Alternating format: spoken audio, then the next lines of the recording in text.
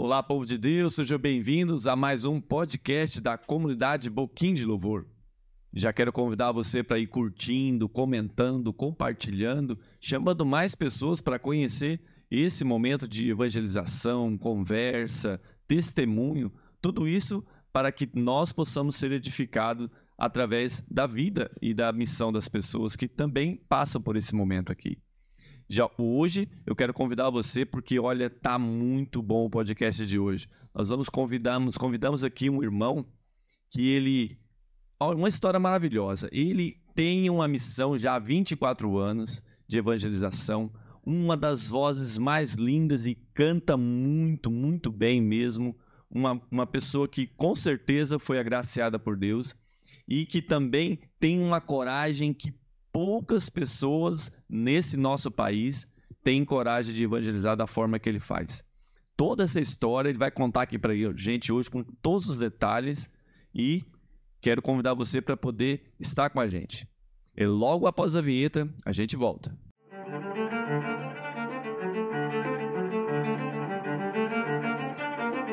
Olá, Cláudio Lima, seja bem-vindo ao nosso podcast da comunidade. Paz e bem, Fábio, Carlos, todos vocês que estão na sintonia, alegria. Tamo junto aí. Alegria é dom do Espírito Santo, por isso precisamos estar sempre cheios do Espírito Santo, com alegria no coração. Boa noite, Carlos. Boa noite, Cláudio, boa noite, Fábio, boa noite, povo de Deus. É muito gostoso poder estar aqui hoje, conversar com o Cláudio Lima, um homem, eu admiro, que é um homem de fé. Esse tem fé, viu? Esse tem fé, é verdade. Esse é fé pura. Isso, vai ser uma bênção. Amém. E ele hoje é uma das vozes assim mais conhecidas pelo Terço dos Homens, um homem que leva... Você já viu o Terço dos Homens lá em Aparecida, as transmissões? Eu pude a oportunidade de conversar com algumas pessoas que foram lá. Isso que é lindo, emocionante. Esse ano, outro maravilhoso. 2024, no mês de fevereiro, tivemos a maior romaria da história, né? Olha só. 125 mil homens aproximadamente reunidos, aproximadamente 90 mil cadastrados. Que movimento maravilhoso esse Terço dos crescendo, Homens, né? Crescendo muito. Mas o Cláudio já nasce numa família católica. Como é que é a sua origem, assim? Como é que começou a história do Cláudio? Família católica de IBGE, né? IBGE? É. Na estatística. Na estatística. Eu sempre digo que católicos, né, nós temos a referência da palavra e sempre nós ouvimos na proclamação do evangelho, na liturgia. Segue Jesus uma grande multidão e os seus discípulos. Durante muito tempo da nossa vida, ou da minha vida, da minha família, fomos simplesmente multidão. Multidão. Depois de uma experiência, nos tornamos discípulos. Discípulos, olha. O antes e o depois. E você é natural de qual cidade? Eu nasci na cidade de Parapuã, uma pequena cidade, na diocese de Marília, né? Nós nos referimos à nossa região sempre com nessa graça, na igreja, né? A diocese de Marília. Diocese de Marília tem muito fruto, né? Nossa, quantos frutos tem lá na diocese de Marília? Ali é o povo do fogo. Que benção, que benção. E hoje você mora em qual cidade lá? Hoje eu resido em Catanduva. Catanduva. Também a sede da diocese. Já faz tempo que mora lá? 13 anos. 13 anos. Mas como é que foi a sua infância, assim? Já que você disse que era uma católica de IBGE, como é que era a infância do Cláudio? Pode contar um pouquinho pra gente? Essa infância foi uma infância muito simples, no interior da nossa região, morando sempre na área rural, né? O povo da roça, né?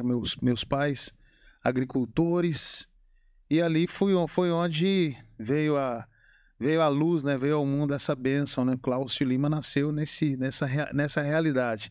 Muito simples, e aos 12 anos nós nos mudamos, né? Da área rural, da vida rural para a vida urbana, vamos dizer assim. Olha, então na adolescência, então você... Sim, no início, né? Ali, adolescência, no início da adolescência. Foi ali que começou a trajetória, né? A história de alguém que se deixou levar, né? Se perdeu, mas a graça de Deus me alcançou depois de algum tempo e aí vem o milagre.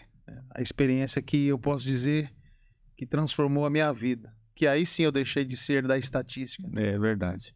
Mas e quando você diz assim que se perdeu, pode contar alguma coisa assim pra gente? Assim? Fábio, o que acontece?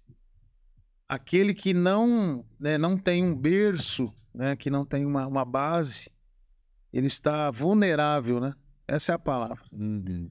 E na vida, né, o ser humano, sem berço, sem ponto de partida na fé, sem orientação, o mundo hoje, inclusive hoje, muito mais, né, nos dias de hoje. Sim, Mas isso há 24 anos, há 30 anos atrás. Né? sim. Hoje eu tô com 44, não parece, né, Carlos? Cara de 28, tô brincando. Mas vamos colocar aí na ponta da caneta há 30 anos atrás, né? Uhum. 32 anos atrás, a gente já vivia essa realidade, né? Que o mundo arrasta, né? E tudo que é novo, muitas vezes seduz, A sedução. a sedução do mundo. Porque não tinha essa base, não tinha a espiritualidade, não tinha uma vida de fé. Então a fé, a fortaleza do Espírito Santo, com certeza é o que mantém a pessoa de pé. E quando não vem de berço essa realidade, muitos passam pelas provações da vida, né, no mundo. Eu sempre digo, não que Deus não estava conosco. Deus sempre esteve conosco, mas éramos nós que não tínhamos a intimidade com Deus. Chegou a se envolver assim com alguma coisa ilícita, alguma coisa assim? Isto foi logo quando nós nos mudamos para a cidade, ao passar do tempo, 14 anos, 13, 14 anos, Uhum.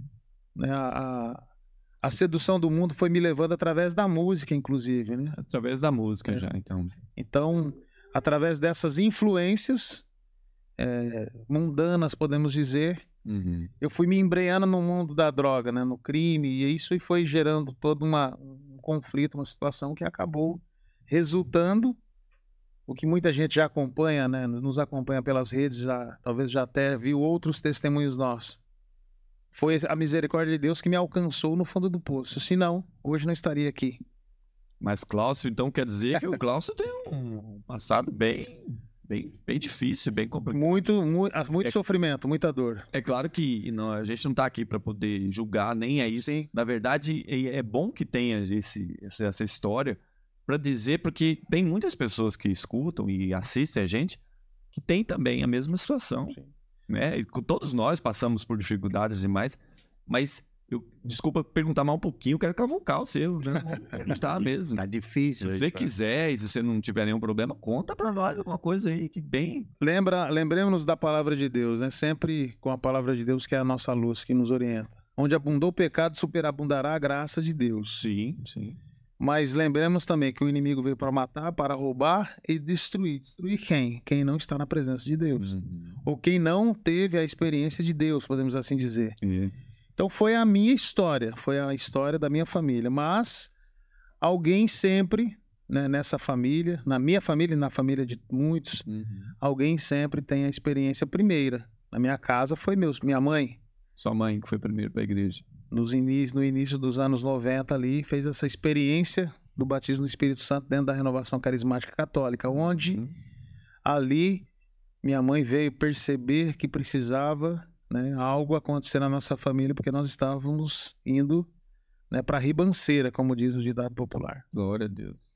E daí a graça começa a acontecer na vida do meu pai depois, e logo aos meus 19, 20 anos, eu sou alcançado pela graça de Deus na Santa Missa. Olha que bem. Então é muito, né? É uma trajetória longa, é muita história para contar, mas vamos lá. No ponto de partida, como eu já dizia, quando eu comecei a dar os primeiros passos na missão, foi quando eu tive a experiência de Deus, quando a luz veio ao meu encontro, né? Como Paulo lá, ele cai do cavalo, né? E o Senhor o encontra naquela realidade, também encontrou a mim. Então, a partir daquele momento, eu começo a contar os 24 anos de vida. Olha só. 44 de idade. É onde? Na Santa Missa. Você tem uma família numerosa, muitos irmãos? Eu e mais um irmão só. Somente eu e mais um irmão. Só vocês dois, olha só. Mais velho, pai, mãe, 2 irmãos. E daí, ali nessa missa, né, como só muda o personagem, na grande maioria a história se assemelha, né, vida do crime, das drogas e uma série de outras problemáticas. Mas na Santa Missa, foi o divisor de águas da minha história. Quando Jesus vem ao meu encontro naquela Eucaristia, onde ninguém cantava, onde ninguém tocava, mas lembra que eu falava da música? Sim. Sempre atraído pela música. Eu percebia que alguém cantava naquela missa, mas não tinha um violão, Carlos. Ninguém tocava. E eu me atentei a essa necessidade do instrumento. Poxa, eu posso ali somar com aquele pessoal. Vou falar para o padre que eu tenho um violão. E quando eu digo ao padre que eu tenho um violão, que eu sabia as músicas da missa, o padre disse, então, domingo que vem você traga seu violão. Olha, mas aí você já estava cantando da noite, alguma coisa assim? Na noite do boteco, né? Olha. Na noite do boteco e outros lugares, né? E outras realidades aí. E daí, né? Essa missa, eu já estou chegando na missa para resumir a história aqui. Quando chega aquele domingo, eu me lembro como hoje, todo mundo surpreso, vamos ver o que vai dar. Eu já sabia todas as músicas porque minha mãe cantava. Minha mãe canta ainda, né? 82 anos, minha mãe tá firme e forte. Olha. E eu aprendi a cantar as músicas, os benditos da igreja com minha mãe. Quantas vezes eu chegava pela madrugada, ou quando não chegava, chegava pela manhã, pelas madrugadas, pelas manhãs, embriagado, e minha mãe estava louvando a Deus. Não estava chorando, não estava reclamando, estava rezando. E as canções que ela cantava eram as canções da igreja, que ela já estava dentro do grupo de oração na igreja. E naquela missa, quando lá eu estava com meu violão, comecei a tocar e, para surpresa de todos, já tinha uma intimidade com aquelas músicas, porque estava nos meus ouvidos, né? Sim. Talvez faltava chegar no coração. Mas nos ouvidos já estava, porque o ouvido, né, do autodidata já sabia todas as músicas. Cantei toda a missa, passaram-se mais alguns domingos e o padre, surpreso com a dinâmica, com a habilidade, né, com a intimidade com os cânticos, ele quis saber o que eu estava fazendo dentro do presídio. Então aí é que tem uma história interessante. Enquanto o Cláudio toma um pouquinho de um café, um golinho de café, eu quero convidar você a poder colocar também seus pedidos de oração. Que coisa, essa história com certeza vai ser uma coisa maravilhosa, gente. Eu escutei uma vez o testemunho dele e é algo fortíssimo mesmo. Então, coloco você também seus pedidos de oração, que toda a nossa equipe aqui vai levar para poder interceder. Então, Cláudio, você começou a tocar na igreja, mas ainda tinha um pezinho no mundo ainda, então? A igreja era dentro da cadeia. Daí você viu aí como é que é? A igreja estava dentro do presídio onde eu estava preso. Olha só. Então, para você ver, por isso que eu já fui resumindo logo para chegar no ponto de partida. A igreja me encontrou. A igreja foi atrás de você lá. A igreja foi o meu encontro dentro do presídio, onde eu já estava preso depois de toda uma vida pregressa, de toda uma situação de problemas e só muda o personagem. Por isso que eu disse, a história é semelhante, né? Entendo. E ali na Santa Missa foi onde a igreja, na pessoa do padre, o padre Sebastião, uma vez por ano, 2 vezes por ano, eu vou até a cidade que ele reside, hoje na Diocese de Lins, esse padre, ainda na pastoral carcerária, sempre vou visitá-lo, agradecer a ele por ter sido instrumento de Deus na minha vida, e ali, naquela missa que acontecia dominicalmente dentro do presídio, esse padre percebeu que alguma coisa tinha de especial nesta vida. E foi ali que a graça de Deus aconteceu. Nós, de uma família, como eu já disse, muito simples, muito humilde. Eu tinha sido preso num assalto à mão armada, acusado por fotografia.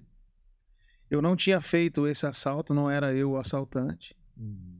Estava já há praticamente 6 meses numa comunidade terapêutica que era coordenada pelo Farias, lá em Marília, né?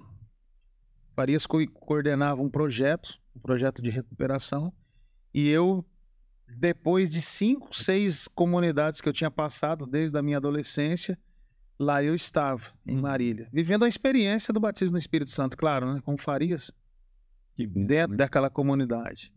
E no 6º mês eu fui preso dentro da casa de recuperação. Dentro da casa de repressão, a polícia te achou lá. Me buscou. Te né? buscou. Porque eram muitos inquéritos, eram muitos problemas na justiça. E eram inquéritos atrás de inquéritos. Respondendo, né, o inquérito começa na delegacia, né, ouvindo a investigação, vamos dizer assim. Uhum. E um inquérito gerou um processo.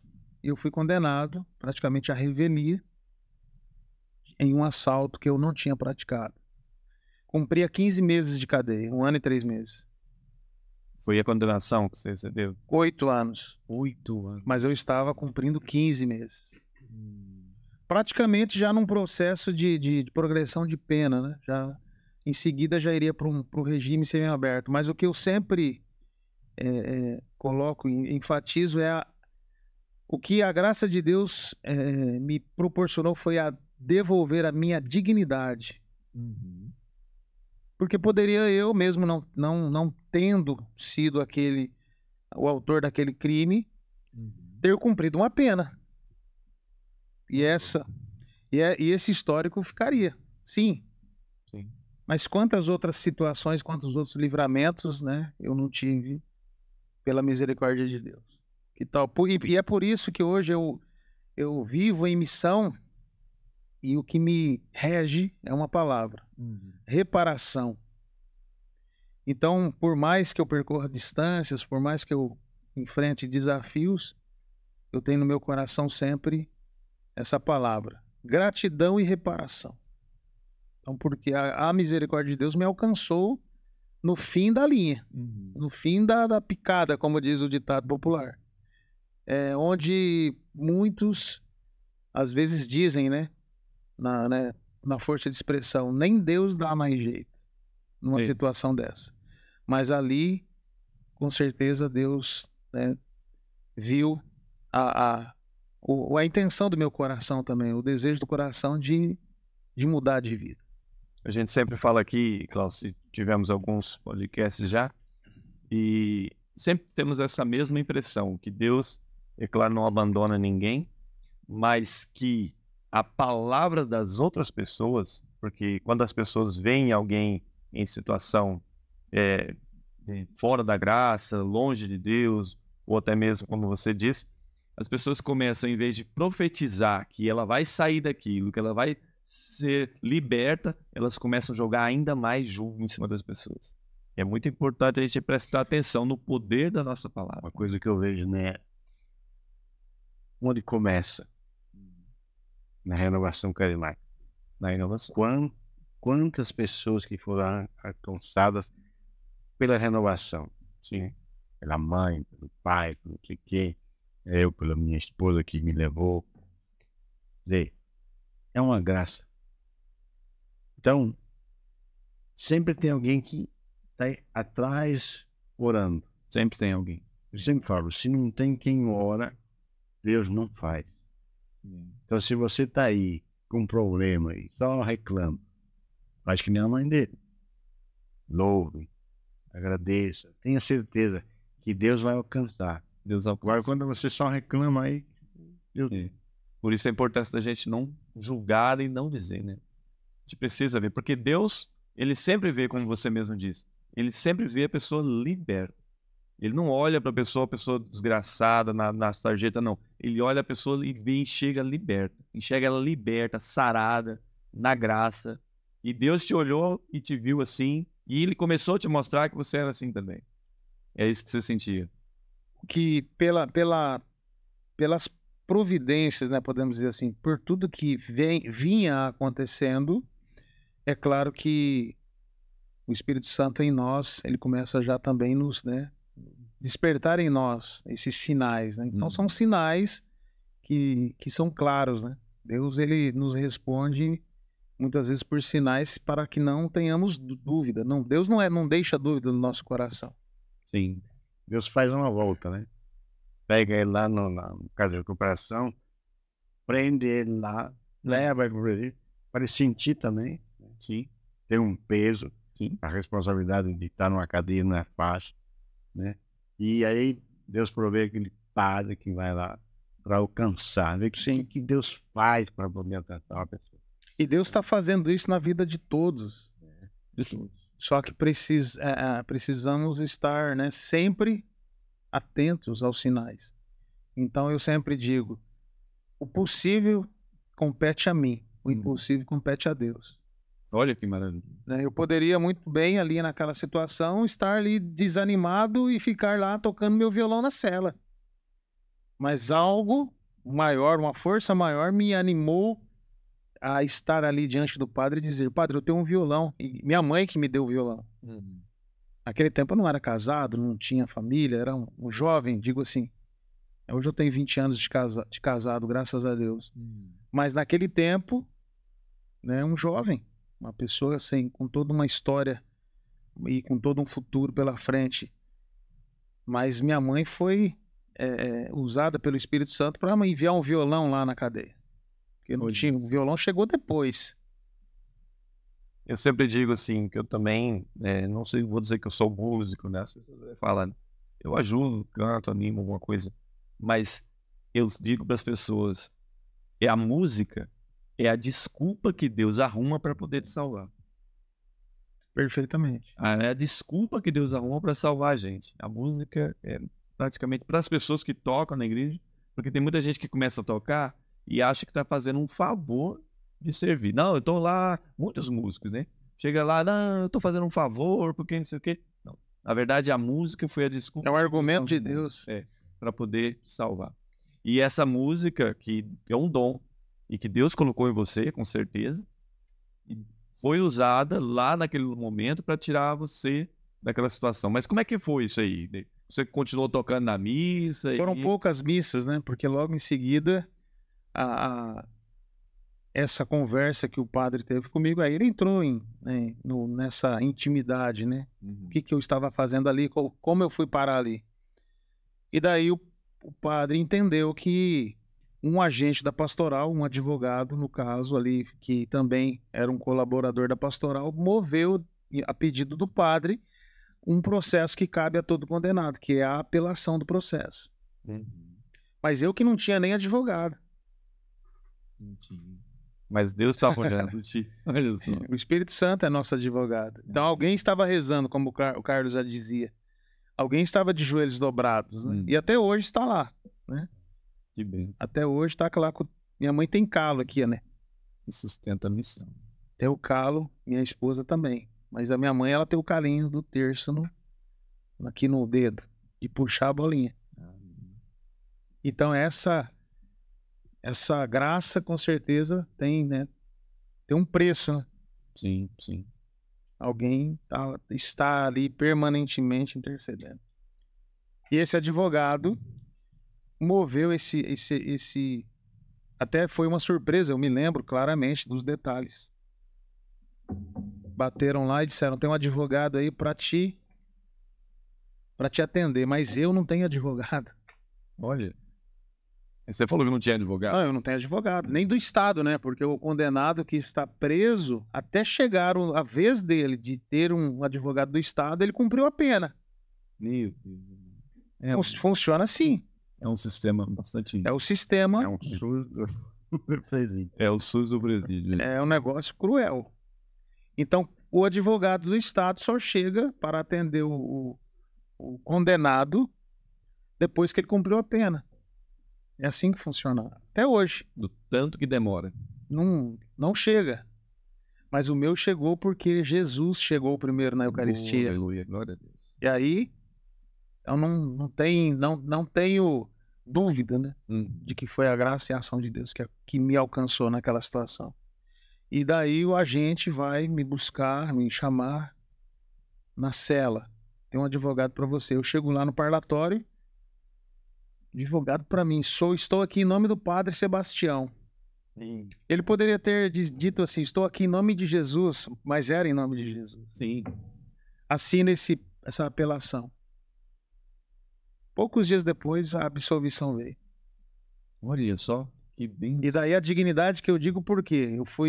Eu fui agraciado pela pela pena que caía sobre mim, eu fui agraciado pela absolvição.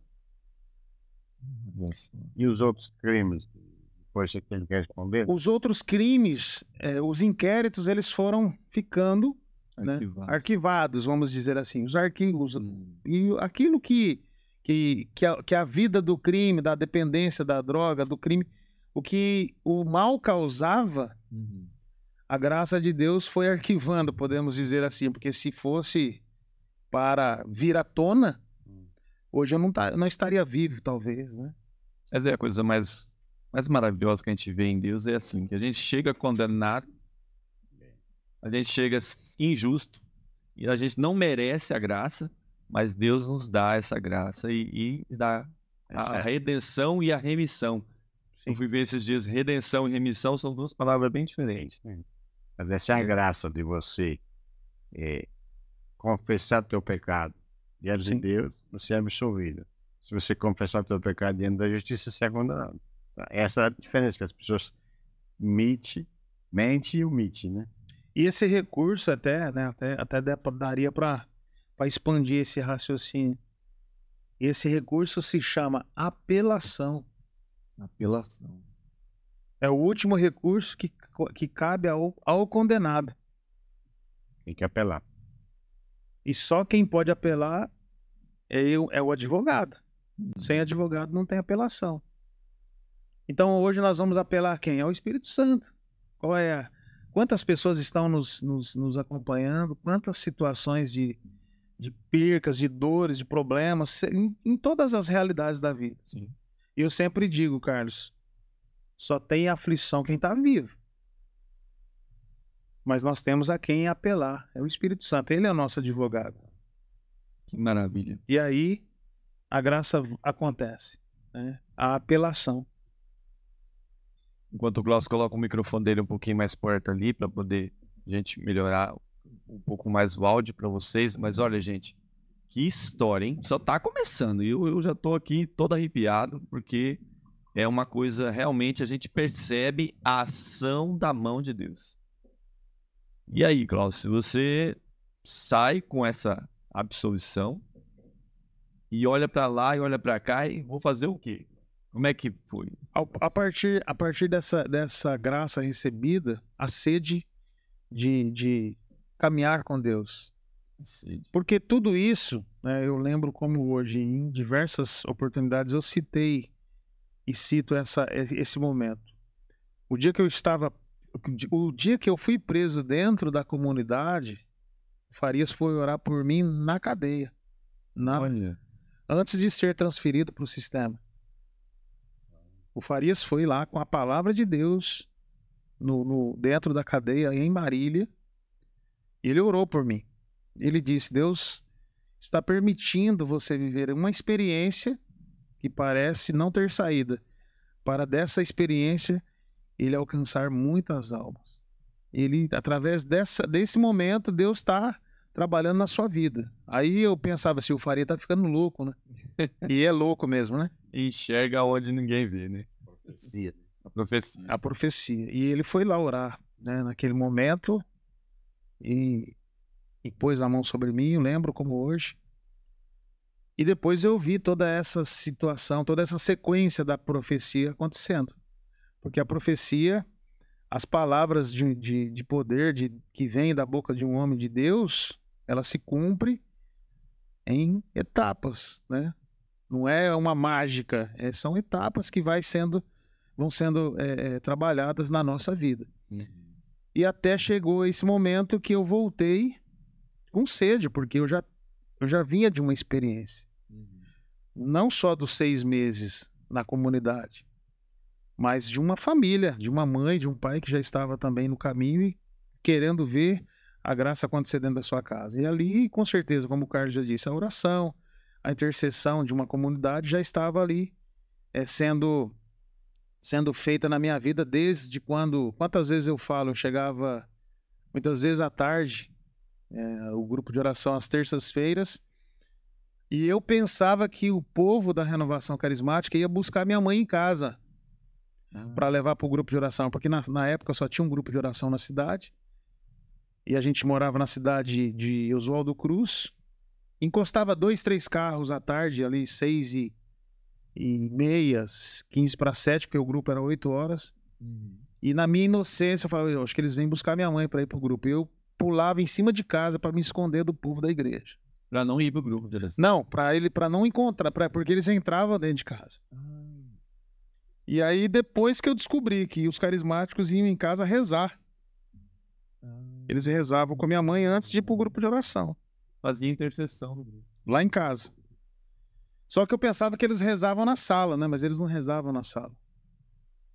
Eles rezavam no meu quarto. Eita, a mãe sabe, hein? E eu em cima de casa. E o Xaralabadai tava comendo lá dentro de casa. E eles iam pro grupo, aí eu descia de cima de casa. Fugia né? Eu fugia deles. E eu via que isso acontecia praticamente toda semana. Tá. E quando eu voltei pra casa, aí eu fui com sede, né? Fui pra igreja. Mas aí demorou a comunidade entender, né? Aquela situação. Mas quem me acolheu também na vida da paróquia, na vida da comunidade, foi a Renovação Carismática. Foi o grupo de oração. Que acreditou, que abriu as portas, que acolheu, que amou, que a partir dali eu comecei a servir no grupo de oração. E aí você começou servindo no quê? Na música mesmo? Na música, no violão, né, na base ali, né, no servo do grupo de oração, mas isso foi um processo, demorou um tempo, claro. Teve um retiro? Sim, formação, banco, né? Bastante Na banco? época tinha muito banco, né? Quanto tempo, mais ou menos? Você lembra quanto tempo? 6 meses, um ano de banco. Olha, praticamente. É bom, é bom. E só ia pro abastecimento, né? Sempre, toda semana tinha o abastecimento diante do Santíssimo. Ali a gente rezava e quando eu ia pro grupo de oração eu não tocava no começo, ficava sentado no banco. Muita gente vive essa experiência do banco, né, Carlos? Ficava lá, ficava sentado lá e vendo o ministério tocar, aquilo chegava a babar pra servir, pra tocar. Sim. Mas tinha que obedecer o momento certo, né? E que bom que obedeceu, né? E daí vem o passo a passo, mas com muitas, né, com muita rejeição. Mas aí eu sempre falo, quem vive a experiência, né, o Senhor prepara, porque as pessoas não estão preparadas para receber. Não. O filho pródigo, quando chega, ele arruma problema, não é com o pai, né? Não, é com o irmão mais velho. É com o irmão. O irmão mais velho. A síndrome do irmão mais velho. Tem sempre isso. Né? E na igreja tem essa realidade. Tem. É uma comunidade de irmãos, né? Esse irmão mais novo, se tivesse encontrado o irmão mais velho, ele não entrava no casa. Mas ele encontrou o pai, né? Por isso que o pai esperou, né? A palavra diz, o pai esperou lá na frente da casa, prontinho. Ele tava esperando toda hora, né? Ele falou que se ele deixasse o irmão mais velho ficar aqui esperando, ele já ia mandar o irmão... Essa foi boa, essa foi boa, Carlos. Essa eu vou levar pra minha missão. Já pensou se ele fala, meu filho, fica esperando seu irmão aqui, na hora que ele chegar, você acolhe ele. Ele ia botar pra correr. O pai falou que você não é pra vir aqui, não. Só, né? É interessante essa. Mas o filho ficou esperando assim, voltando, ele falou assim, se eu ver meu pai lá com lencinho branco, assim, eu vou chegar. Quando ele chegou, de longe, ele viu o pai com lençol, né? Era uma coxa. Volta. É verdade. Então eu sou esse filho pródigo, né? Esse filho que voltou, que encontrou o irmão mais velho, né? Mas não foi um só, não. Foi um bocado, né? Foi um punhado, foi uma turma, né? De irmão mais velho. Mas o Cláudio também tinha uma vida fora da igreja. Você chegou a trabalhar, alguma coisa assim? Sim, roubando os outros, né? Não, depois de sair. Antes, né? Antes, não. Glória a Deus. Depois que ele saiu da cadeia. Depois que você saiu, começou no grupo de oração ali. Continuou roubando? Continuou roubando, não, né? Eu lembro sempre assim, escuta. Eu tenho uma eu enxergo o evangelho às vezes com a ótica invertida. O Bartimeu, para mim, é uma das histórias mais lindas da Bíblia, assim, para mim, né? Porque me identifica, né? Aí, lá no versículo 46 de 56 do capítulo 10 de Marcos, e diz assim: no mesmo instante ele se colocou a seguir Jesus. Aí eu pergunto pro povo, o que ele sabia fazer? Sabe ele sabia mendigar. O que eu sabia fazer quando eu comecei a seguir Jesus? Eu sabia só fazer coisa errada. Mas caminhando com os irmãos, eu fui sendo modelado. Então não brotou a asinha no Cláudio e virou anjo, assim, não. Ah, não. Deu trabalho. Não é assim. É assim, graças a Deus. E daí, mas caminhando com os irmãos foi formando, né? Os discípulos foram formando o cego, o Bartimeu, que já não era mais cego, né? O Bartimeu, o filho de Timeu. E eu acredito que essa é a grande descoberta da vida de cada um de nós, é caminhar com os irmãos, né? É a vida de comunidade. E os irmãos foram abraçando, foram acolhendo, né? Mas o que o Cláudio sabia fazer? Eu fiz eu dei essa resposta nessa sua indagação dessa maneira, porque logo em seguida, eu estou falando da vida de missão, agora você falou da questão profissional, né, do trabalho, né, da sustentabilidade, vamos dizer assim. Chegou a pensar em fazer alguma coisa assim? Eu até cheguei, eu trabalhava na área de agrícola, né, nossa região ali de Oswaldo Cruz, Parapuã. Depois veio o meu casamento, claro, né, meu padrinho de casamento me empregou numa cooperativa, numa área, num trabalho técnico até, tinha toda uma possibilidade de entrar naquela área do agrícola ali, técnico agrícola, vamos dizer assim, era a expectativa.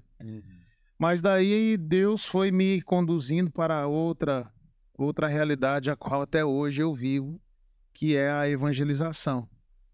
Através de mais um padre. Então sempre tem um padre na história. Tem um padre que me encontrou lá, tem um padre que chegou na paróquia, tem um padre que me levou para Catanduva. Que maravilha. Então sempre tem um sacerdote, que é a pessoa de Cristo também para nós. Então deixa eu entender um pouquinho. Você saiu da cadeia, né? Foi absolvido. Sim. Aí você volta para casa, começa a participar do grupo de oração. Sim.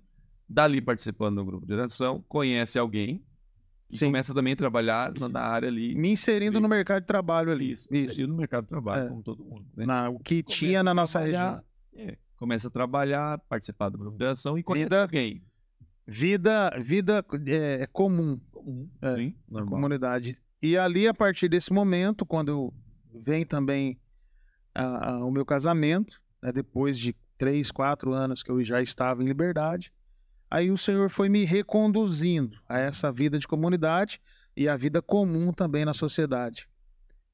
E quando eu estou integrado nesse trabalho, em uma grande cooperativa da região, o que acontece? Nós temos a graça de receber na nossa paróquia, na época, um padre que era o assessor da renovação carismática. Olha, que bênção. Esse padre chega, aí já era Parapuã. Nós morávamos ali, entre cidade de Oswaldo Cruz e Parapuã. Idas e vindas, tá? E esse padre, ele chega e ele percebe algo diferente em mim. Ele enxerga. E ele vê algo diferente. E ele vem, e uma vez ou outra, durante a semana, ele era assessor da renovação diocesana, Padre Manuel Cirino. E o Padre Manuel, ele ia para as reuniões da diocese, e sempre ele chegava, o grupo estava andando. Naquela época o grupo começava 8 horas, só começava, não tinha hora para acabar, né? A 8 horas da noite? O grupo começava às 8, né? Mas não tinha hora para terminar. Imagina. Hoje muitos grupos de oração têm a hora para começar e para terminar. Na nossa época nós não tínhamos muito discernimento, né? O grupo começava às 8 e terminava às 11h30. Que bênção. E a graça acontecendo. E o povo ali, firme, né? A sede era grande. A sede grande. E quando o padre chegava, quando das reuniões, ele ia para o grupo de oração, porque o Padre Manuel, ele é filho também da renovação. E aí ele já chegava da reunião e ficava por ali, né, para depois dar a bênção no final do grupo de oração. Que bênção, olha só. E daí o padre foi percebendo, né, algo no Ministério de Música. Tem alguma coisa diferente nesse Ministério de Música. Foi quando esse padre me chamou para gravar um CD. Já te chamou para gravar? Ele foi trabalhando nessa essa situação e ele falou assim, você precisa gravar umas músicas. E você já tinha música sua? Sim, Olha. os corinhos, né? Aquelas músicas bem simplesinhas, mas né, tem até os arquivos até hoje guardados. Ele, não, você tem umas músicas, vamos gravar. E o padre me ajudou a gravar. Gravamos um CD violão e voz. Um negócio muito bem feito. Mas foi o primeiro CD. Ah, imagina. E daí eu comecei a seguir o padre também. Oh, vai ter uma missa, vai ter um retiro na diocese. Não, vai comigo. Aí cantava uma música e o padre fazia a propaganda do meu. Ajudava a divulgar Sim. o seu trabalho. Aí um belo de um dia eu cheguei na paróquia e falei, porque quero falar com o padre. Meu padrinho de casamento, que era meu padrinho também do trabalho. Eles quase infartaram. Eu pedi a conta do serviço e falei assim, agora eu vou viver na missão. Aí a casa caiu na cidade. Aí o povo falou, agora o Klaus tá louco de vez, né? E eu comecei a meter marcha, andar para todo lado. Você era casado? Nessa época eu já estava casado. é isso que eu ia perguntar. Sim. Você já estava casado. Sim. E como é que... Aí logo depois, né? 2 anos depois, veio minha filha, né? Então aí, 2, 3 anos depois, vem minha filha. Que hoje tem 17 anos, né? E daí o que acontece? Passou toda essa primeira etapa, depois o caminho a história se conta do começo, como eu estava dizendo. E aí vem esse padre na minha história que me dá essa oportunidade. Não, vamos gravar. E ele começou a me animar. Só que ele disse, mas não era para fazer isso, era para... Não era tanto assim, era Não, só animação. Era só para ir nas missas do final de semana, ali nos padres da diocese, da região. Eu falei, não, padre, vamos para valer. Ah, mas onde que você escutou, assim, alguém falar assim, vive da missão? Não, Você... aí eu já estava de olho, Nasceu aí eu já estava de olho, né, de os ouvidos abertos, porque esqueci desse detalhe, mas aí você perguntou, dá pra gente linkar. Mais uma vez, minha mãe me mandou uns 7 faixas na cadeia. Lembra do 7 faixas? O rádio 7 faixas? Ah, sim, um radinho. Pilha. Aquele radinho de pilhona, né? Pilhona, aquelas pilhona umas pilhona grande. E eu escutava lá na cadeia a Canção Nova, o Padre Jonas Abib. Olha ele aí. Eu tenho cartas, o Carlos, do Padre Jonas assinado pela mão. Padre Jonas, Padre José Augusto, Zé do Campo, Ricardo Sá, na época. Respondendo você. Eles respondiam, hoje não é como hoje, tudo digital. Sim. Na época eles respondiam a carta na mão. Até porque cresceu muito. Era digitada a carta, claro, digitada na máquina de datilografia e era assinada por eles. E quantas vezes, né, eu tive a oportunidade. Então eu comecei a ouvir sobre missão e o que era missão pelo Rádio 7 Faixas e a Canção Nova. E claro, já comecei a ir para a Canção Nova Café e a Coragem. Ao ponto de chegar no Encontro Nacional da Renovação Carismática sozinho. E uma vez estava passando a turma assim da diocese. E aí o padre Wilson, que é um padre muito querido da diocese, ele parou assim, encontro nacional, né? Que ele tava cheio de gente, o padre parou assim. Eu acho que eu te conheço, né? No meio de tanta gente, né? Ele falou, você não é o Cláudio? Olha. Mas ele sabia que era eu. Porque ele pensou que era muito... Ele viu alguém muito parecido comigo, porque... Mas o que você está fazendo aqui? Então eu ia para os encontros nacionais aí da Renovação Carismática, na Canção Nova, eu ia sozinho, pegava o ônibus. Então você não juntava a caravana? Não. Assim, o pessoal A caravana, naquele tempo, as caravanas iam assim, tipo... Era só a diretoria que ia. Era um negócio... não mudou muito, não. E eu metia marcha, eu ia sozinho. Pegava carona. Quantas vezes eu fui para São Paulo de carona? Não tinha dinheiro nem para pegar o ônibus, para chegar lá, eu ia na fé. E com o violão nas costas, né? O CDzinho que o padre gravou, levava um punhado para divulgar. E ali você ficou, então, apaixonado por aquela vida. Então, aquela vida missionária, né, daquele povo, foi os testemunhos, eram os testemunhos, né? Você chegou a pensar em entrar em alguma comunidade? Não. Sim, viver-se na comunidade? Não. A comunidade nova, eu sempre tive essa aliança com a vida de paróquia, né? Então eu sempre... O catecismo da igreja, inclusive, também nos atesta nessa missão. É claro que é um desafio muito maior o indivíduo, Sim. na vida da paróquia, vou dizer a palavra, sobreviver na missão, Sim. né? Porque é muito belo você ver o evangelizador indo para lá e indo para cá, mas se ele não tiver base, ele não tiver fundamento, ele não tiver conhecimento dos documentos da igreja, né? Inclusive hoje, depois de tanto tempo, eu preciso ter autonomia jurídica. Eu tenho que ter um CNPJ no meu nome que me adeque juridicamente para fazer missão. Não é assim. Sai no mundo cantando, pregando, e um convida lá, outro convida aqui, eu vou linkando uma agenda na outra, vou passar aí tal dia que eu estou no Paraná, como falei para o Carlos. Não é assim.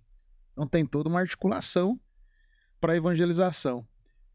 Mas naquele tempo lá, voltando nesse ponto de partida, alguém foi testemunho para mim, claro. Sim. E eu chegava nesses encontros na Canção Nova naquele tempo e via essa graça, né, da evangelização. E claro, ainda era tudo muito novo também na igreja, há 20 anos atrás, né? Já acontecia a evangelização. O Padre Jonas ia para nossa diocese pregar grandes encontros. Minha mãe estava sempre envolvida naqueles encontros. João Camelote e Companhia Limitada. Era aquela turma, né? Isso. O João, sim. Minha mãe, muito mais, né? Porque minha mãe participava dos encontros, né? Então, antes, né? Minha mãe já participava dos encontros. Então, os cenáculos diocesanos, toda aquela beleza. Então, isso, o Padre Roberto Litieri, aquela turma lá. Que bênção, só nomes. Isso. Então, naquele tempo, Padre Robert de Grandes, essas referências, minha mãe eu posso dizer, ela é doutora nesses livros, né? Ela já leu tudo, Então, minha mãe sempre estava ali com essas formações. Uma Santa Senhora, qual é o nome dela? Rita. Dona Rita. E Padre Eduardo Dogert e tal, e toda essa turma. Então, era o que nós tínhamos de referência. E no meu coração eu dizia, eu vou fazer isso que esses homens de Deus fazem. Então você já tinha esse chamado no coração Sim. de fazer essa vida de missão mesmo. E aí comecei a caminhar na região. E ali... Como você já estava sendo conhecido ali, chamado, tinha até o CD Sim. gravado. O padre me levava para algumas missas. Você pode dizer que o CD não foi lá essas coisas, mas, gente, se você vê, depois tem a oportunidade de ouvir. Tem muita coisa na internet. Isso faz mais de 20 anos, né? E ele tem coisa, mesmo assim, violão e voz já é uma coisa, pode ter certeza. Hoje tem, assim, um trabalho já conhecido a nível nacional na música, mas eu sempre digo, em virtude do testemunho. Eu sempre falo, se eu for só cantar, vai ficar só a minha beleza. E a minha beleza convenceu a Silvana, graças a Deus. Olha aí, você não ia falar o nome dela até agora. Mas depois, né? Depois do testemunho, a música, né? A habilidade com a canção, o sertanejo católico hoje, que já esse estilo musical me acompanha desde da raiz, né? Desde da infância. Depois de tudo isso, o testemunho, né? E o testemunho é o que marca, né? O testemunho é o que deixa, de fato, a revelação daquilo que é a minha vida hoje, né? O que Jesus fez na minha história e faz na minha vida. Porque se fosse só a música, se fosse só as viagens, as pregações, os encontros, sem aquela experiência que eu já testemunhava, e testemunho para vocês, não teria sentido, né? E hoje, onde eu ando, onde eu caminho, eu sempre deixo essa mensagem. Maravilha, Klaus. Olha só, gente, que história. Eu tô aqui até meio sem saber, porque não é uma história muito comum, não. Realmente a gente percebe a mão de Deus agindo. Mas então você é casado já, Graças com a um Deus. emprego, aí você chega no emprego, pede demissão e falar para a mulher. Como é que você falou para sua esposa? Como é que foi esse E o negócio meu de falar? emprego é assim, o choque foi tão grande porque era uma oportunidade, Sim. era um cargo de confiança que eu tinha. Olha isso. Padrinho de casamento.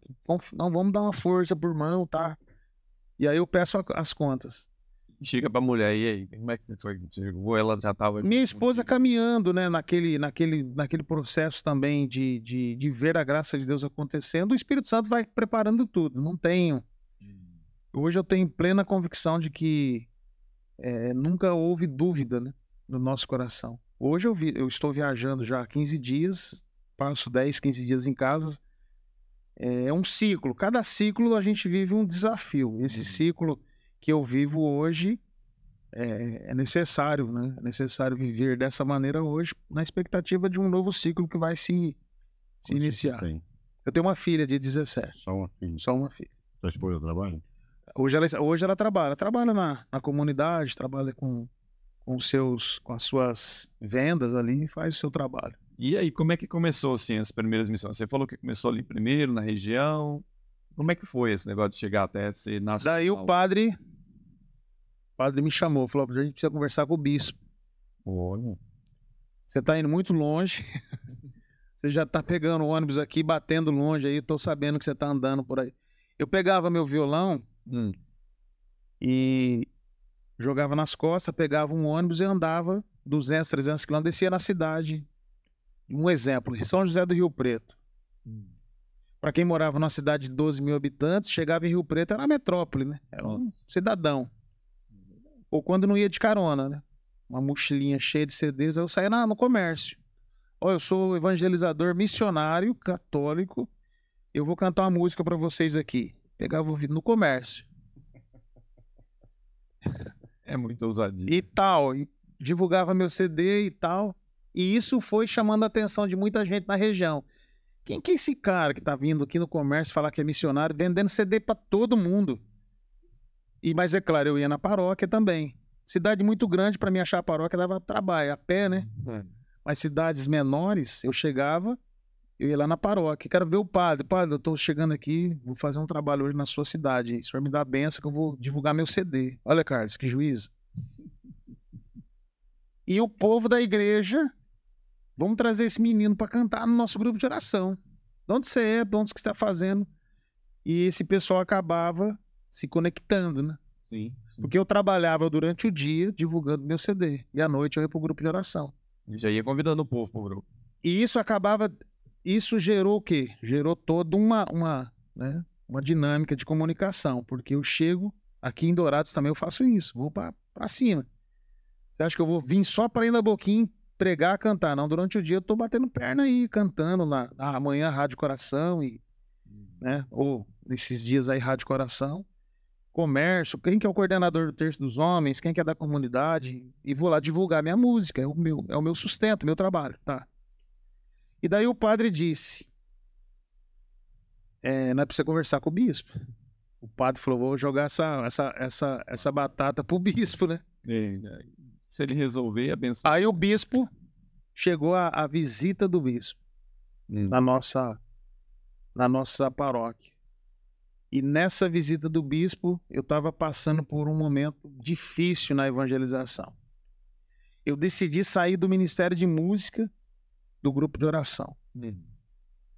Então, naquela época lá, a gente estava com os encontros, retiros e tal. E a equipe que eu tocava, o pessoal, naquela época, hoje eu posso falar, já passou tanto tempo, mas é um testemunho. E o pessoal gostava de tocar uma musiquinha diferente também, né? Alguma coisa assim que não era muito apropriada. E aquilo foi me me revoltando, né? E um dia eu cheguei e falei, a gente tem que decidir, ou a gente toca para Deus, ou a gente toca para o mundo. Você chegou e disse para eles assim. Falei, assim não dá. O pessoal tocava de tudo, né? A gente conhece alguns. E daí o que aconteceu? Eu pedi para sair do ministério. Eu falei, eu vou sair do ministério porque vocês estão indo muito, né, vocês estão fazendo umas coisas aí que não tá dando certo. E muitos já não queriam tocar mais no grupo de oração, só tocava na missa. O grupo de oração já estava andando perdido no grupo de oração. Aí na missa todo mundo tocava no domingo, mas no grupo de oração já estava dando perdido. Só que eu pedi a conta do Ministério de Música e fui no padre e falei, Padre Manuel, eu vou agora servir sozinho, eu e meu violão na missa. O senhor me fala qual missa que eu vou tocar, onde tem missa. Aí o padre falou, você não vai servir em lugar nenhum. Você vai pro banco. A poda. Porque você deixou o pessoal na mão. E o pessoal tá sem violão. E eu era o violão. Então saiu o violão do Ministério de Música, ficou complicado. E não tinha quem tocava o violão. Falei, não vou tocar mais com eles. Decidi, não toco mais. Porque até no ensaio o pessoal tá fazendo de vez em quando alguma coisa diferente lá. Eu não vou participar mais. Não quero mais tocar desse jeito. Já tinha tomado a decisão de não tocar nenhuma música do Léo. Música do mundo, eu fiz tive que fazer uma escolha. Né? Mas aí a pancada veio pro meu lado. Eu sempre vem. E o padre mandou eu pro banco. E ele já tinha falado anteriormente, a gente precisa falar com o bispo. Agora, essa situação de falar com o bispo foi, mais uma vez, o céu desceu em Parapuã e preparou o momento. E eu falei, nossa, que eu fui aprontar? Eu pedi para sair do Ministério de Música. Agora eu arrumei problema com o padre. O bispo vem na cidade, eu não vou conseguir falar com o bispo. Eu tô, né? Agora eu tô lascado, né? O Moisés Rocha falou esses dias na pregação dele. Decisões são solitárias. Nossas decisões são solitárias. E eu falei, agora eu, né? Como diz o Eudes, agora a casa caiu pro meu lado. Mas em casa eu já tinha preparado a carta pro bispo. Você fez uma carta pro bispo. Toda uma apresentação pro bispo, né? Senhor bispo, coloquei até o cabeçalho, o lema do bispo lá, peguei, coloquei tudo muito bem. Tava bem assessorado, hein? Peguei o CD, né? O CDzinho. Coloquei no envelopão amarelo, a carta, o CD. Tava tudo pronto, cara. Só que eu não tava tocando nenhuma missa. E aí? Como é que eu vou falar com o bispo? O padre falou que você ficar no bando. Não, já não tava, já tava cortado. É a poda, né? Literalmente a poda. Eu falei, eu vou pra essa missa e vou na fé. Eu vou ter que entregar essa carta pro bispo. Eu não sei o que foi, algo muito maior. O Espírito Santo me preparou. Subimos pra missa, sentado lá no banco, e tava toda a programação da visita do bispo. Isso fica 2, 3 dias na cidade, aquela solenidade, né? E eu sentado lá no meio da assembleia. E quando você faz parte da comunidade, tudo você já sabe o que está acontecendo. E faltava 15 minutos para começar a missa e não tinha ninguém lá no coral, no canto. Já viu que estava assim? Alguma coisa tinha acontecido de errado. Nós não tínhamos o mezanino atrás na igreja. A gente tocava lá na frente. Sim. No ladinho, assim, aquele cantinho do Ministério de Música. A maioria das paróquias aqui ainda é assim. E aquilo começou a me dar uma fadiga, né? E a Dona Maria da liturgia corria pra lá e pra cá, arrumando detalhe, o bispo vai chegar, a missa do bispo. Percebendo. E eu de zóio o que estava acontecendo, Carlos. Daqui a pouco, Dona Maria vai lá na mesa de som do Zé, e o Zé apontou pro meu lado, assim, no meio da assembleia. A missa não tinha começado ainda. Aí Dona Maria vem, né? Meu filho, pelo amor de Deus, não tem ninguém para tocar na missa, eu não sei o que aconteceu.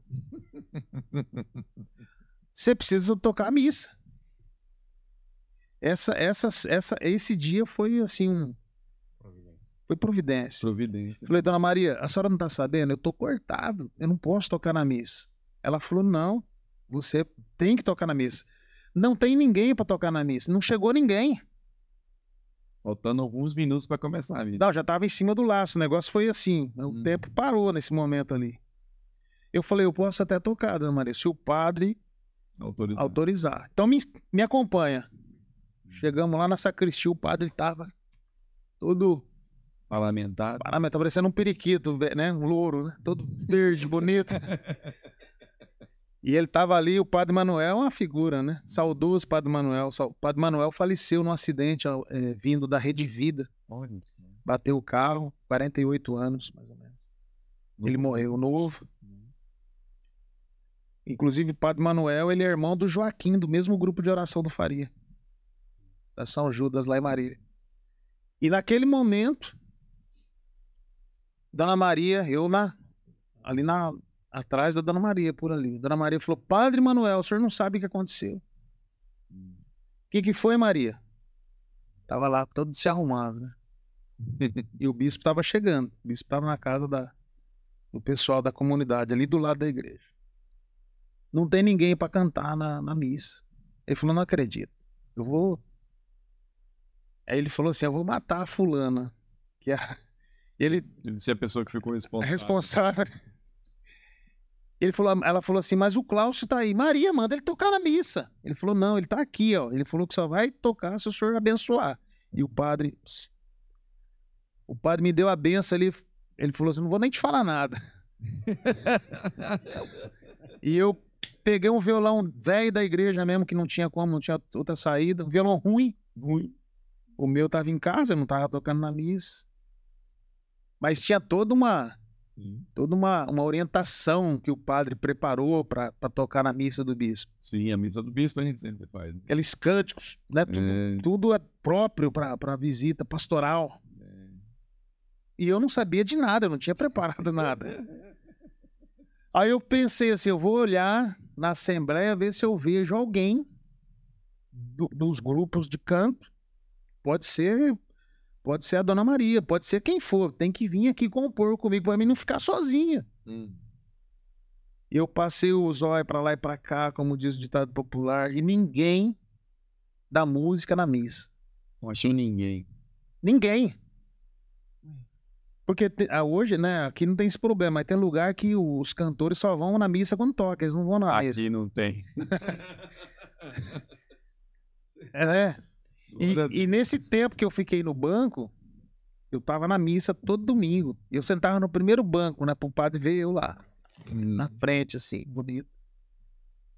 E aí eu passei o olho assim, nada. Falei: meu Deus, eu vou tocar a missa sozinho. Mas isso, se a gente for pensar tudo que aconteceu em poucos minutos, o negócio foi a ação de Deus.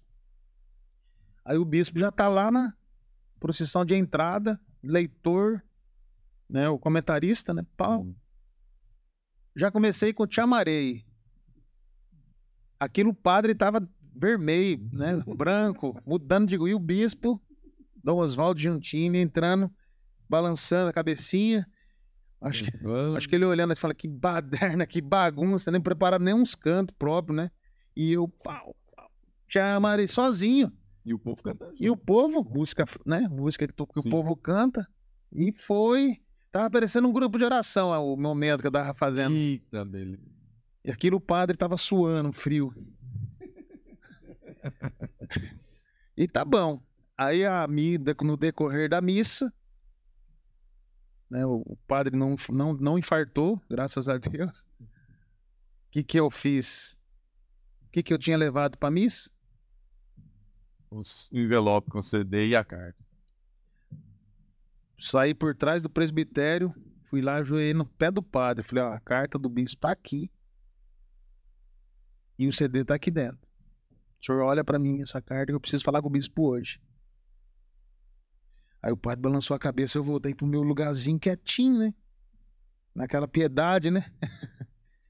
E eu de olho no padre. Aí eu lembro como hoje, o padre Manuel e o bispo na homilia, e o padre Manuel assim...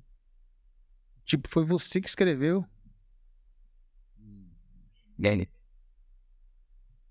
Aí chamou eu de volta, eu fui lá e falou: ó, depois da bênção, você sobe em casa e nós vamos conversar com o bispo. Aí, conclusão. Tudo, né, preparado por Deus, mais uma vez. Aquilo tava suando frio, né? A espinha tava gelando na hora que eu subi para cá, o padre. E o bispo sentado lá, na casa do padre. E tinha um povo que não largava, não deixava o bispo lá para mim conversar com o bispo, e vai. Até que o padre falou: ó, nós tem que... O Klaus vai se apresentar pro Dom Oswaldo. Aí o Dom Oswaldo fez uma pergunta para mim, eu lembro como hoje. E o padre Manuel já dizia, né? Ele falou: o dia que eu passei mais vergonha na minha vida foi a resposta que você deu pro bispo. Eita Deus, que resposta. o Dom Oswaldo falou, meu filho, mas o senhor é casado, tem família, tá. E o padre Manuel disse assim, Dom Oswaldo já pediu as contas do trabalho, disse que agora vai viver de missão, e não tem quem segura, tá andando para todo lado aí, essas coisas. Tá para todo lado. Já recebi notícia que ele tá indo lá pro lado de Minas, já ligaram aqui perguntando se ele é da paróquia mesmo. Já tá indo pro Paraná. Não tem como segurar mais o homem. Não sei o que tá, já tá para todo lado, e de vez em quando ligam na paróquia. Ó, tem um menino aqui na paróquia, um cantor, e é daí mesmo, Porque tem que saber. né? E naquele tempo não tinha toda essa formalidade de carta de envio, era um começo, né? Depois que o padre foi nos orientando como deveria fazer, eu meti a marcha mesmo, ia pra cima. E até hoje, né, Carlos? E daí o bispo perguntou pra mim tudo isso, né? Sim, senhor. Depois que eu me apresentei para ele, meu desejo era evangelizar, trabalhar com a evangelização, que eu tinha esse desejo no meu coração, e o Dom Oswaldo. E aí ele fez a pergunta, como que você vai sustentar a sua família? Fazendo esse trabalho. E aí eu respondi o bispo. Mas veio assim no meu coração, eu perguntei, aí eu respondi ele com uma outra pergunta. Falei, Dom Oswaldo, quem que sustenta o senhor? Eita Deus. E aí o bispo balançou a cabeça, mas eu falei com caridade, com amor. Aí ele balançou a cabeça e ele me deu a benção. Ele falou, Deus te abençoe em nome do Pai, do Filho e do Espírito Santo. Porque no meu coração eu não tenho dúvida de que quem me sustenta é a graça de Deus, a providência. Nenhuma. Eu já tinha essa certeza sem viver ela. Sim. Com essa proporção que hoje eu vi. Não. E daí o padre Manuel quase caiu de costa na hora que eu dei a resposta pro bispo. Porque foi isso que eu respondi para ele, mas com plena segurança. E aí o padre Manuel já ficou ali um tempo, ficou aquele silêncio, né? E aí o bispo pensou bem, falou, não tem jeito, não. Não dá para segurar. Não, vai, Deus te abençoe. Dom Oswaldo, querido Dom Oswaldo Gintini, bispo emérito de Marília. E tem muita, né? São momentos que a gente vive que confirma a nossa missão, que nos anima. É muito importante ele contar esses detalhes, porque a gente percebe que a igreja tem autoridade. A igreja tem autoridade para ligar e desligar. O que a igreja disser que é o que a igreja disser que não é, não é. E que importante, que bom, e que coisa que confirma que é realmente uma missão de Deus. Sim. É tendo a benção da igreja. Mas então você sai em missão, e aí... 2012, né, para Catanduva, o que aconteceu? Eu fazendo um trabalho dentro do estado de São Paulo com a pastoral da sobriedade, então mais um bispo na nossa trajetória na evangelização, na época Dom Irineu Danelon, hoje bispo emérito, muito doente, bispo da diocese de Lins, que também era da mesma diocese a qual eu vivi a experiência do presídio. Me apresentaram para a diocese de Catanduva. Eu fui fazer um trabalho com a pastoral da sobriedade, levar um testemunho, fazer missão. E lá eu conheci o padre Carlos, Caritas Diocesana. E o padre falou, cara, você precisa vir embora para cá, trabalhar com a gente na Caritas Diocesana, trabalhar aqui dentro dos projetos da diocese. E a diocese de Catanduva me ofereceu toda uma condição física, né, para nos mudar para Catanduva. Aí levei minha esposa, a gente viu toda a proposta, trabalho para ela também, para mim, para a família.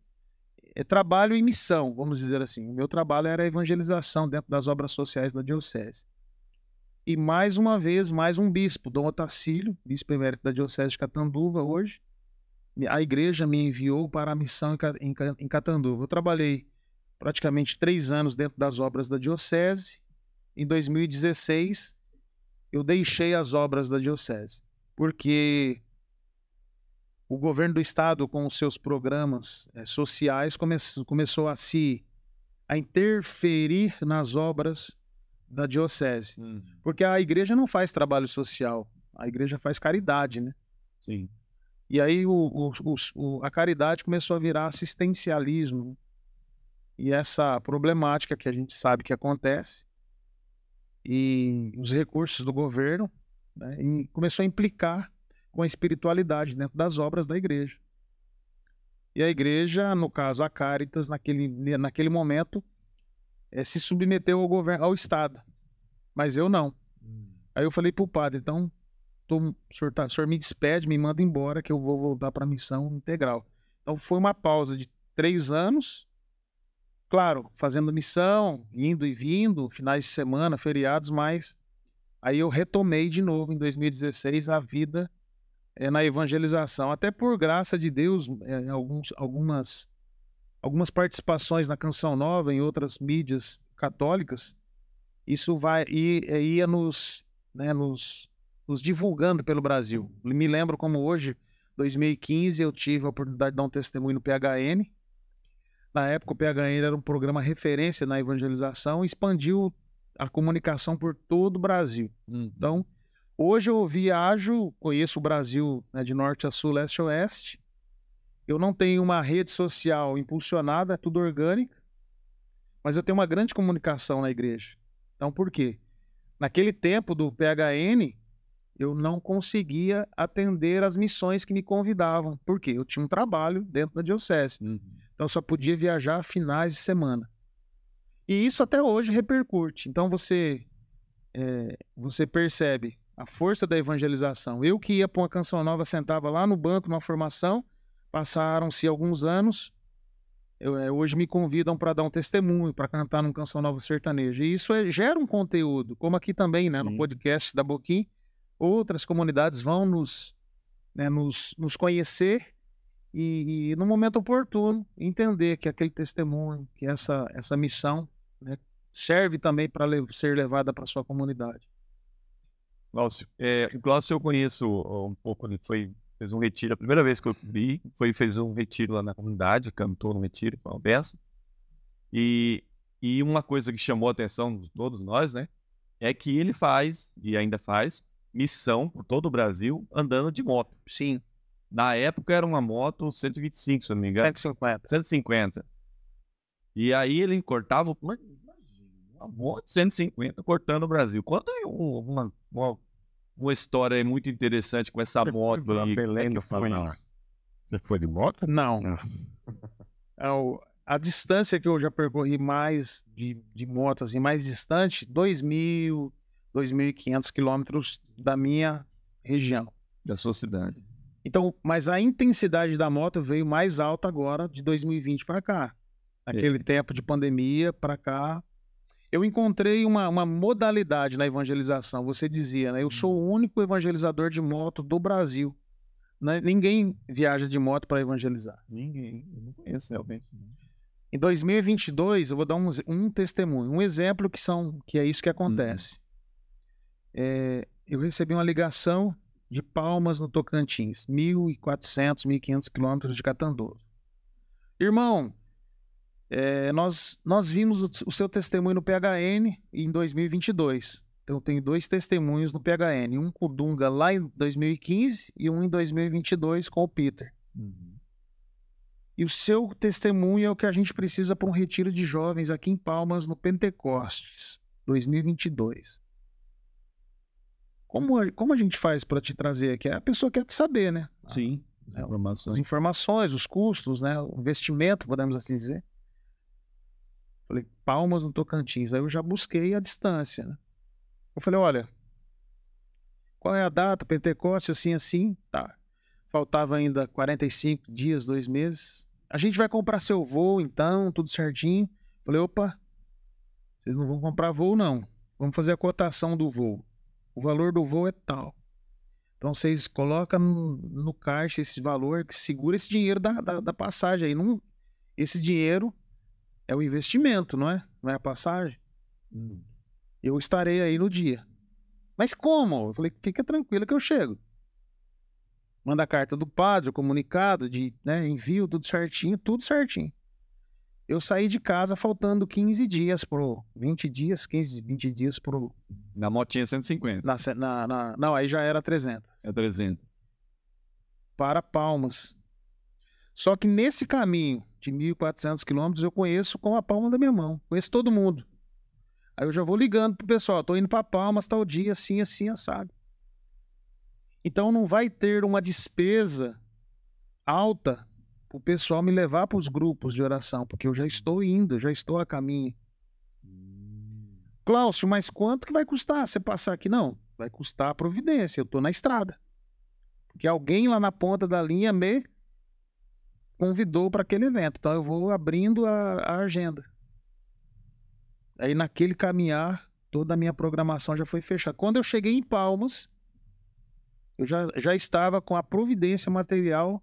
Todo o custo da viagem. Já tinha cobrido 3 vezes. E aí o que você recebe de providência, você traz para cá. É investimento, é o sustento da minha família. Então eu tenho que ter articulação. Então não é assim, o Cláudio está viajando de moto fazendo missão. Não, tem toda uma caminhada, tem toda uma comunicação. Sim. Padre Luiz Augusto, lá em Goiânia. Então lá eu não preciso avisar que eu vou passar, é só chegar.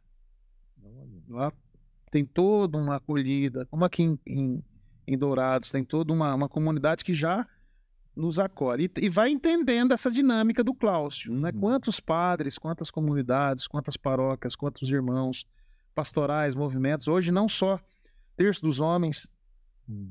Então, porque esse testemunho e essa história, né, não só hoje aqui no podcast da Boquim, mas já tem um tempo que as pessoas já foram digerindo essa história e entendendo. Então, para mim, esse grande desafio de evangelizar e viajar de moto, claro, tem que ter a entrega, o abandono, né? Eu fico 15 dias, às vezes, viajando, 20 dias, mas é um chamado, é uma missão extraordinária, né? Como a igreja nos chama. É uma missão extraordinária, mas não é solitária. Embora pareça, mas não. Nós temos aí uma caminhada e uma amizade eu posso dizer, com o Brasil todo. Rio Grande do Sul, Minas, Tocantins, Mato Grosso, de 2020 até agora, por causa daquela realidade que nós vivemos de pandemia, até agora já calculo 230 mil quilômetros de moto. 300. Nas duas. 2020 iniciei com a 150.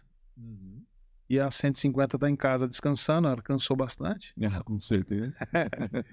E continuamos aí. Então, para chegar em Dourados, então esse mês eu estou andando um pouco mais. Eu estou em missão desde o dia 6 do mês de maio. Hoje é dia 26, né? 26, então já são 20 dias. Ó, por onde eu passei? Arapongas, no Paraná, Ivaiporã, Pitanga, Laranjeiras do Sul, Rio Bonito do Iguaçu, Pato Bragado, Entre Rios, Palotina, Guaíra. Quantos dias eu rodei? 20 dias. Eu tinha 9 agendas, 10 com a Boquim. Então, em 20 dias eu tinha 10 agendas. E os outros dias, o que eu fiz? Fui visitar paróquias, fui visitar amigos, fui fazer um network, né? Fui fazer comunicação, fui fazer rádio. Porque alguém que eu estou lá, hoje no dia dessa nossa partilha aqui, eu já fui a Carapó, que é aqui na diocese vizinha de Naviraí, fui fazer uma comunicação com os amigos, então eu não paro, né? Parece que tem rodinha nos pés, né? Que maravilha. E assim vai. Olha, gente, já estamos aqui um tempo bom de podcast, mas se fosse deixar, esse homem ficava a noite toda aqui contando história. Umas 3 edições. Com certeza tem muita história. Depois, na próxima vez que ele voltar aqui, a gente chama de novo, vai ser uma benção. Quero agradecer muito, Cláudio, sua disponibilidade. Porque... O Carlos nem falou, cara. Queria tanto ouvir a voz do Carlos. O Carlos fala pouco mesmo nos podcasts. De vez em quando ele fala pouco. De vez em quando, mas quase sempre. E dizer assim, Cláudio, que se você pudesse contar para nós assim, um testemunho de uma missão que você foi e a pessoa contou um testemunho para você que aconteceu porque você estava lá e que Deus usou através da sua música, através da pregação que você prega também. Sim. Eu imagino que você tenha muitos, mas um que te chama mais assim a atenção no coração agora. Isso já aconteceu inúmeras vezes, né? Depois do testemunho, ali nos bastidores, às vezes, né? Na hora de nos despedir das pessoas, quantas mães já vieram me abraçar e dizerem assim, poxa, hoje eu compreendi que através do teu testemunho ainda meu filho tem jeito. Olha, que bênção. Né? E dar um abraço e sentir, né? Aquela mãe não desistir dos filhos, né? Porque quantas pessoas, né, estão desistindo, muitas vezes das pessoas que estão da multidão de uma pessoa, né, que às vezes está perdida, mas que é tão gratificante, né? Que nos anima, é um gás para nossa vida missionária, de você ouvir de uma pessoa, às vezes de idade, que já está há 20, 30 anos pelejando com a bênção do filho ou do esposo. E eu dizer assim, né? Minha mãe rezou durante 9, 8 anos, né? Foram 13, 14, 15, 16, até os 20 anos, um tempo de 7 a 8 anos de muitas dores. Mas minha mãe foi a intercessora para que a nossa família pudesse ser resgatada, transformada, e com as provas, né? Com as lutas. E você ouvir de uma pessoa anônima ali no meio da comunidade, que valeu a pena ela ter ido naquele grupo de oração. E eu já ouvi isso até na Boquim, né? Isso é confirmação de Deus para que vale a pena, né? Tudo vale a pena. Vale a pena. O Carlos quer fazer mais alguma pergunta? Não, nós já estamos bastante.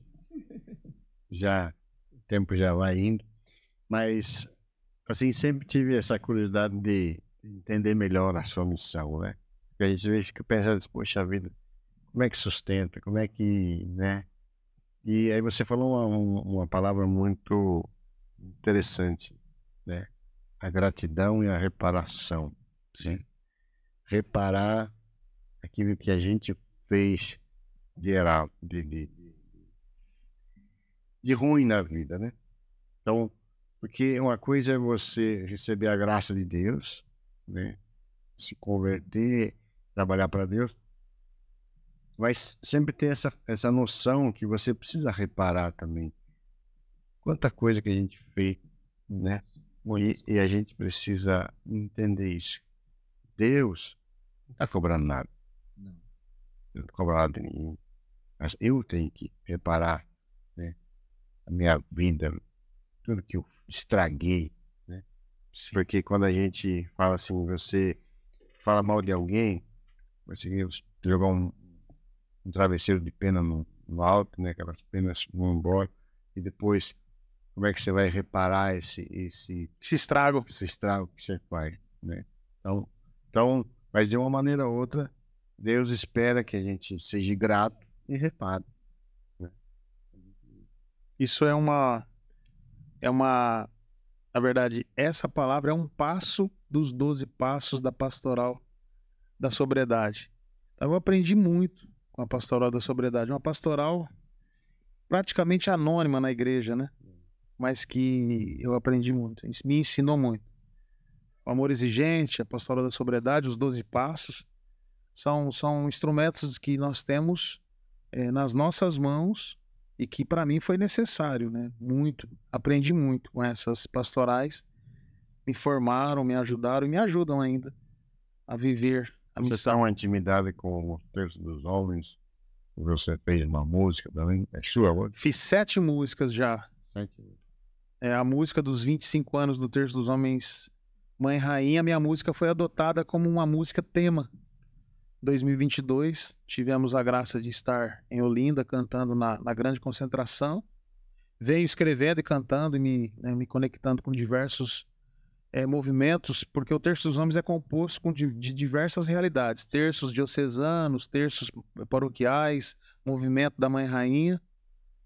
E uma outra expressão de missão que eu tenho, com a graça de Deus também, Nossa Senhora sempre nos acompanhando, é o Círio de Nazaré, 2024, a 6ª edição, onde vem a inspiração e eu escrevo as músicas voltadas ao tema e vou a Belém do Pará, como você disse, não vou de moto, é muito longe, cantar na quinzena do Círio de Nazaré. né? Então lá temos um campo de missão no norte do Brasil que tem sido assim um instrumento de evangelização tremendo. Então, durante o ano nós temos esses eventos, podemos dizer, centrais, né? Algumas atividades que nos leva nessas grandes mídias, podemos dizer. O Círio de Nazaré é o maior evento católico do mundo, né? 2.700.000 pessoas em uma única procissão. É bem conhecido. Segundo domingo do mês de outubro. Só que eu fico lá praticamente 15 dias em toda aquela dinâmica que existe. A visita da imagem peregrina, missas, uma série de atividades que acontecem em torno do Círio. 6º ano, 2024. Então, para você que quer conhecer aí mais o trabalho do Cláucio Lima, tá nas redes sociais, né? No YouTube tem os clipes, tem músicas dele. Sim. Ele tem um trabalho assim interessante que ele vai mandando para você pelo WhatsApp. Se você entrar na rede dele ali, e ele vai mandando todas as novas músicas dele, que são gravadas, são canções belíssimas. Então, se você quer conhecer mais do Cláucio, que hoje a gente teve a oportunidade de conhecer um pouco sobre ele, e eu também fiquei muito agradecido por isso. Se quer conhecer, entra em contato lá, o pessoal da equipe vai deixar os links aqui embaixo, vai deixar todas as redes sociais dele também, para que você possa conhecer. A gente ia pedir para ele cantar aqui, mas hoje, olha, você tá vendo que ele tá de blusa, nós estamos aqui, mas tá um frio, graças a Deus. E ainda o nosso equipamento não é ainda o equipamento certo para fazer música ao vivo. Mas daqui a né? pouco vai estar 100%. Isso. E aí, com a ajuda de você, eu esqueci de falar aqui, do lado tem um QR Code. Você pode doar, fazer sua doação para a comunidade. Essas câmeras que vocês estão assistindo a gente agora já melhorou bastante. Todo o cenário, tudo isso é por causa de pessoas como você que ajuda, que doa, que nem que seja quantias pequenas, quantias, não importa. O importante é que você doe, porque será usado para evangelização. Conhecendo o Cláucio também, você pode ajudá-lo também. Ele tem o Pix dele, ele tem as redes sociais, tem Instagram. Ajuda também. O Carlos sempre fala isso. Tudo que a gente ajuda um missionário, a gente está investindo na evangelização. Amém. Porque Deus usa dessas pessoas que têm coragem que eu não tenho, que o Carlos não tem, mas que Deus coloca no coração dele para que ele tenha coragem de chegar onde nós não podemos ir. A igreja é rica por causa disso, porque tem várias linhas de missão, né? Sim. E o Cláucio é essa pessoa espetacular. Uma vez ele chegou na loja, ele e o Petelinho. Ó, tem um cara aí que não sei o que é vender CD. Mais um aí. Mas faz anos, hein? Eu vim num grupo de oração na São João Batista, em Dourados, com o Jamil. Foi quando eu conheci você. Faz tempo, hein? Até hoje tá aí, ó. Sinal que tá percebendo. Amém. Firme e forte. Você falou das redes sociais. O Cláucio Lima, o meu nome não é tão comum. Hoje, se você digitar no Google o meu nome, Cláucio Lima, vai aparecer uma série de links lá. Mas o Instagram, eu acho que é o mais objetivo, porque no link da bio tem o site Sertanejo Católico. Então lá tem tudo. É o site e o Instagram, @sertanejo católico, sertanejocatólico.com.br. É o nome da sua missão? Sertanejo Católico devido a essa característica, né? Na Boquinha de Louvor aqui, com certeza neste grupo de oração desta data que estamos aqui, também com certeza vai estar transmitido, vai ter alguma chamada, alguma postagem. Você vai perceber que já de há muitos anos para cá eu venho com essa vertente da música do sertanejo. É verdade. É o que inclusive aqui na festa junina aqui da Renovação Carismática. Já esteve, né? A festa que acontece aqui. Na época da coordenação do Luiz Torres. Luiz Torres, Figura. Mas eu fiquei sabendo também que você vai voltar por aí. Fica tranquilo. Olha aí. Vai aparecer. A música mais tradicional do tempo julino, agostino, é os Carismáticos Barulhentos. Essa aí é carro-chefe. Aí, ó. Procura aí, Carismático Barulhento. Os Carismáticos Barulhentos. Os Carismáticos Barulhentos. Maravilha. Nacional. Então já vamos agradecendo aqui o Cláudio, agradecendo o Carlos, toda a equipe. Você não sabe, mas a gente está aqui já um horário no domingo, né? Eles vão ver na quarta-feira. Vai ser uma bênção. E agradecendo você também que está aqui com a gente até esse horário. comenta, curte, compartilha para mais pessoas, para que esse momento de evangelização alcance cada vez mais pessoas. Não esqueça de contribuir também, deixar o seu pedido de oração. E como a gente sempre faz aqui, Cláudio, agradecendo a sua presença, a gente pede para que você possa fazer uma oração por nós, por cada um de nós, por esse podcast, pela equipe, e pedir também pelas pessoas que nos acompanhem. É uma pequena oração para que a gente possa receber essa graça e para a visita do profeta. É assim que a gente recebe. Nessa oração eu quero trazer ao coração de cada um de vocês a palavra de Deus. João 16:33. Palavra norteadora também para esse tempo da missão qual o Senhor me envia, nessa missão extraordinária e na ordinária que é a família. Diante das aflições, Jesus disse: tenham coragem, eu venci o mundo.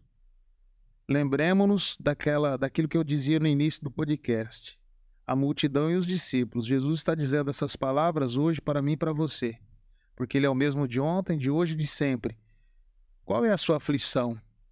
Né? Você pode trazer no seu coração quais são as aflições que você vive, né, nesse momento, seja elas quais forem, material, espiritual, né, emocional. Então tenha coragem e permaneça sendo um homem e uma mulher chamado discípulo, aquele que caminha, que confia no Senhor. Porque se você confiar, se você abandonar a sua vida a Deus, com Ele, você terá a graça de alcançar a vitória. Por isso, seja qual for a aflição não é desespero. A aflição é uma circunstância que passa. Então peçamos ao Senhor que fortaleça esses discípulos que nos acompanham. Cada um de nós, todo batizado, é chamado a ser discípulo. Precisamos deixar de ser multidão e sermos discípulos para que possamos testemunhar na nossa vida. Como diz São Francisco de Assis, se necessário usar palavras. Hoje foi necessário usar as palavras para testemunhar, mas que a nossa vida seja de fato um testemunho vivo do amor de Deus e que toda aflição caia por terra, toda provação, toda dor, todo desespero que possa estar afligindo o coração de cada uma dessas pessoas que estão nos vendo, nos assistindo, possa ser sarada, possa ser sanada pela força e pela ação do Espírito Santo.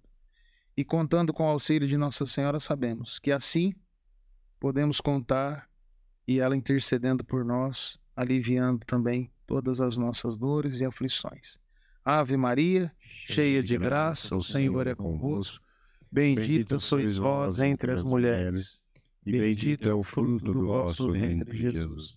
Santa Maria, Mãe de Deus, rogai por nós, pecadores, agora e na hora de nossa morte. Amém. Jesus disse nesse versículo: tenham coragem, eu venci o mundo.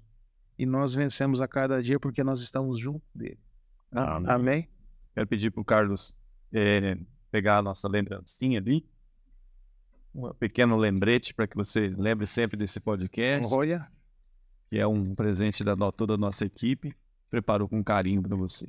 muito obrigado. É ali para você que está assistindo aí, é uma imagem de Nossa Senhora Aparecida com água benta e um sacramental, um símbolo da hóstia, um cálice que dentro tem sal bento também. Amém. E você usa esses sacramentais e lembra da gente nas suas orações. Louvado seja Deus. Amém? Amém. Agradecer mais uma vez ao Cláudio, ao Carlos e a você. E saiba que no próximo episódio nós também teremos alguém aqui que quer contar a sua história. Então compartilhe para o maior número de pessoas esse momento para que a graça alcance. Muito obrigado, Deus abençoe e até mais.